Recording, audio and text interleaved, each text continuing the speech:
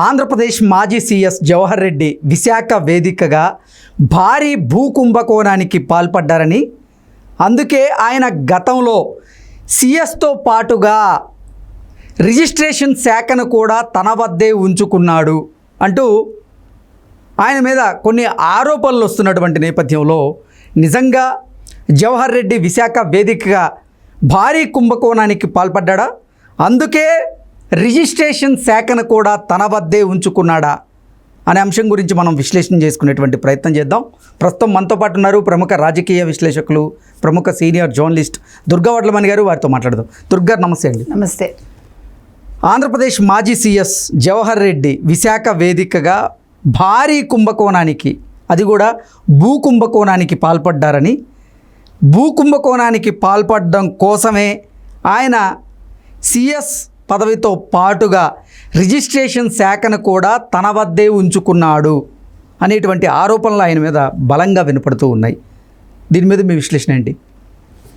ఇప్పుడు ఆయన ఎప్పుడైతే జగన్మోహన్ రెడ్డి గారి దగ్గరికి వచ్చారో ఆయన వ్యవహార శైలి మారిపోయింది. అంతకుముందు ఆయన మీద అంత ఆరోపణలు ఏమీ లేవు. ఫస్ట్ ఆయన చాలా మంచి పేరే తెచ్చుకున్నారు. అయితే టీటీడీకి వచ్చాక ఆయన మీద ఆరోపణలు వచ్చాయి అంటారు. కాకపోతే అంతకుముందు ఆయన మీద మంచి పేరు ఉండటంతో ఆయనకి ఇంకా పెద్ద పట్టించుకోలేదు అప్పట్లో తెలుగుదేశం వాళ్ళు. కాకపోతే ఇప్పుడు ఈయన దగ్గరికి వచ్చాక ఈయన మీద చాలా ఆరోపణలు వచ్చాయండి, మామూలుగా కాదు. ఇంకో విషయం ఏమైందంటే ఈయన మీద మూర్తి యాదవ్, ఆయన ఎవరు జనసేన అతను ఎవరు కార్పొరేటర్ మూర్తి యాదవ్, అయితే ఆయన ముందే ఆరోపణలు చేశారు. ఈయన 800 ఎకరాల అసైన్డ్ భూముల్ని కొనుగోలు చేశాడు బినామీ పేర్ల మీద, ఈయన కుంభకోణం చేశారు అని నా దగ్గర ఆధారాలు ఉన్నాయి అని చెప్పారు. ఈయన ఆధారాలు ఉన్నాయన్నప్పుడు ఈయన ఒక్కసారి కూడా ప్రెస్ ముందుకు వచ్చి నేను చేయలేదని కానీ చేశానని కానీ చెప్పలేదు. మనం అది కూడా మాట్లాడుకున్నాం. అయితే ఇవాళ దీని మీద ఎందుకు వచ్చిందంటే ఇప్పుడు ఈయన మాజీ అయిపోయాడు. నిన్న చంద్రబాబు నాయుడు గారి దగ్గరికి వెళ్ళి కలుద్దామని అనుకున్నాడు, కలిశాడు, కానీ చంద్రబాబు నాయుడు గారు పెద్ద పట్టించుకోవాలా. ఇప్పుడు ఇన్ని తప్పులు చేసిన వ్యక్తి మళ్ళీ కొనసాగాలని ఎలా అనుకుంటారండి అసలు ఆ పదవిలో? ఇంత ధైర్యం కదా వీళ్ళకి. ఇట్లా ప్రజలు గమనిస్తున్నారు కదా, ప్రభుత్వాలకు అర్థమవుతాయి కదా, కొత్తగా వచ్చే వాళ్ళకి తెలుస్తాయి కదా మీరేం చేశారు ఏం చేయలేదు అని. ఇంకా మళ్ళీ సీరియస్గా కొనసాగాలని ఎలా అనుకుంటాడండి? ఏ మొహం పెట్టుకుని వెళ్ళి కలుస్తాడు అసలు అన్ని తప్పులు చేసి? అందులో అసలు మనకి ఎంత గుర్తుంది, 2 నెలల పాటు అవ్వాతాతలకి పెన్షన్ విషయంలో ఎండలో వాళ్ళని నిల్చోబెట్టి, అంటే జగన్మోహన్ రెడ్డికి మంచి చేయటానికి. ఈవెన్ అంతకుముందు మనకు గుర్తుంది, మొన్న కూడా ఎలక్షన్స్ ముందు 4వ తారీఖు ముందు శనివారం నాడు శుక్రవారం వాళ్ళకి డబ్బులు వేయడానికి కూడా ప్రయత్నించాడు కదా, ఎవరికి స్కీములు పెట్టి. అది ఒప్పుకోలేదు కోర్టు. నేను అనేది ఏంటంటే, నువ్వు ఒక ప్రభుత్వం మీద నీకు అభిమానం ఉంటే ఉండని, నీ పొజిషన్ మర్చిపోకు. ఈరోజు రిటైర్ అయ్యే ముందు నువ్వేం బాగుకుని వెళ్తున్నావు? ఒక చెడ్డ పేరుతో ఇంటికి వెళ్తున్నావు అంటే ఆస్తులు సంపాదిస్తే సరిపోతుంది అక్రమంగా? ఇవేం అవసరం లేదు, పేరు అవసరం లేదా మనిషికి? ఒక నీతి నిజాయితీ అక్కర్లేదా? ఆయన చూస్తే ఆశ్చర్యంగా ఉందండి. ఒక సీఎస్ హోదాలోకి వెళ్ళి నువ్వు అసలు నిజంగా సీఎస్గా కూడా ఆయన పనికిరాడు. కాకపోతే ఏంటంటే జగన్మోహన్ రెడ్డికి నచ్చింది కాబట్టి, రెడ్డి అనే ఒక ట్యాగ్ లైన్ ఉంది కాబట్టి తీసుకున్నాడు ఆయన, అంటే తనకంటే సీనియర్స్ని కాదని. కాబట్టి నువ్వు ఎలా చేయాలి అసలు? 800 ఎకరాల కుంభకోణం ఏంటండి? అది జీవో 596 తీసుకొచ్చి అసైన్డ్ భూములనేమో ఇది చేసి, ఈయన కరెక్ట్గా ఒక 3-4 నెలల క్రితమే ఈ స్టాంప్స్ అండ్ రిజిస్ట్రేషన్ శాఖ కూడా రెవెన్యూ నుంచి తీసుకున్నాడు. అంటే సీఎస్ బాధ్యతలే కాకుండా నీకు సీఎస్ బాధ్యతలే చాలా ఎక్కువ ఉంటాయి. అలాంటిది ఎలా తీసుకున్నావు అంటే, నువ్వు ఆలోచించుకుని దూరదృష్టితో మళ్ళీ నెక్స్ట్ మన ప్రభుత్వం వచ్చేస్తుంది, 3 నెలల్లో మనం అన్ని భూములు రాయించేసుకుందామని చెప్తావా? మూర్తి యాదవ్ 3 పేర్లు కూడా ఇచ్చాడు, అందులో ఈయన కుటుంబ సభ్యుడి పేరు కూడా ఉందిట. నేను అనేది ఏంటంటే, మీరు మీ ఉద్యోగాన్ని సక్రమంగా నిర్వర్తించండి. ఐఏఎస్లు ఐపీఎస్లు ఇట్లా చేయటం కాదు.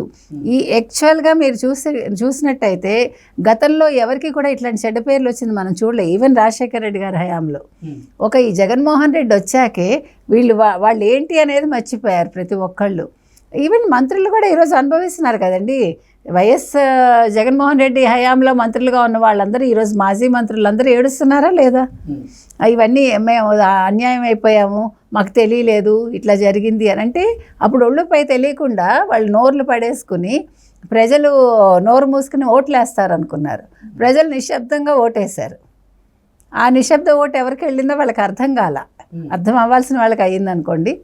నేను అనేది సీఎస్ జవహర్ లాంటి వాళ్ళు ఆలోచించుకోవాలండి ఇలాంటి అక్రమాలు చేసేటప్పుడు.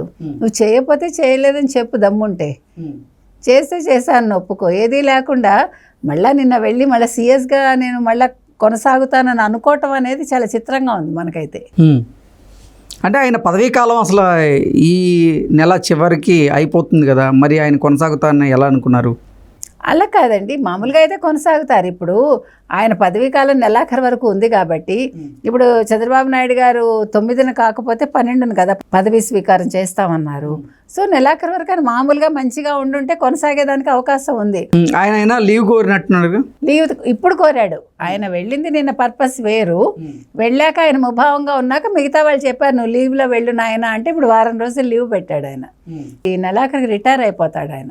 ఆల్రెడీ ఆంధ్రప్రదేశ్కి కొత్త సీఎస్గా నీరవ్ కుమార్ ప్రసాద్ గారు జాయిన్ అవుతున్నారు. సో ఇప్పుడు జవహర్ రెడ్డి గారి పోస్టింగ్ పరిస్థితి ఏంటి అంటే ఏం చెప్తారు?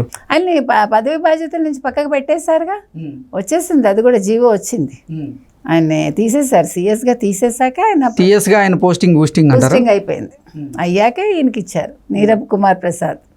కాబట్టి నీరబ్ కుమార్ శాఖలకి వేసే అవకాశం ఉంది. ఆయన ఇంకేమి ఇవ్వరండి పోస్టింగ్ మనకి తెలిసి. సాధారణంగా పరిపాలన ఉంచేస్తారో లేకపోతే ఇది మెయిన్ దీనికి వెళ్ళమంటారు మనకు తెలీదు.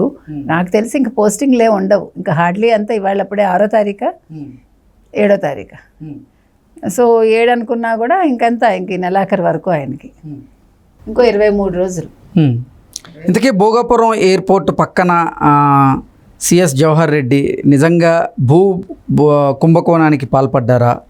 అందుకే ఆయన బయటకు వచ్చి ప్రెస్ మీట్ పెట్టి దాని గురించినటువంటి సమాచారాన్ని బయటికి చెప్పలేకపోతున్నారా అంటే ఏం చెప్తారు?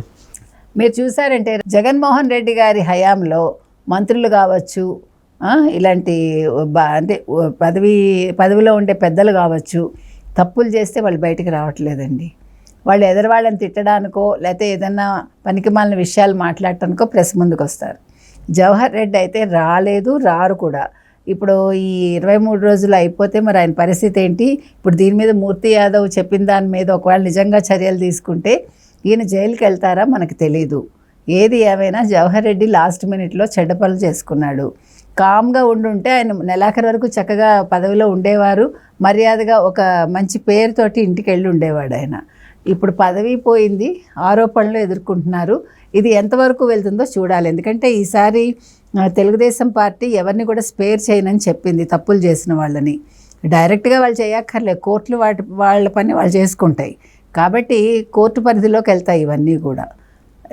చంద్రబాబు నాయుడు గారు చెప్పేశారు, మీరు గతంలో లాగా నేను ఉండను, నన్ను అందరూ తిడుతున్నారు, మీరు మారటం లేదని.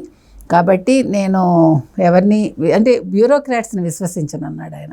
ఆయన గతంలో చేసిన తప్పిదం అది. ఎప్పుడంటే 2004కు ముందు ఆయన ఆ టర్మ్లో బ్యూరోక్రాట్స్ని నమ్ముకున్నారు ఆయన. దానివల్ల నష్టపోయి పదవిలోకి రాలేదు 2004 to 2009. కాబట్టి ఆ తప్పిదం ఇప్పుడు చేయనని చెప్పాడు ఆయన.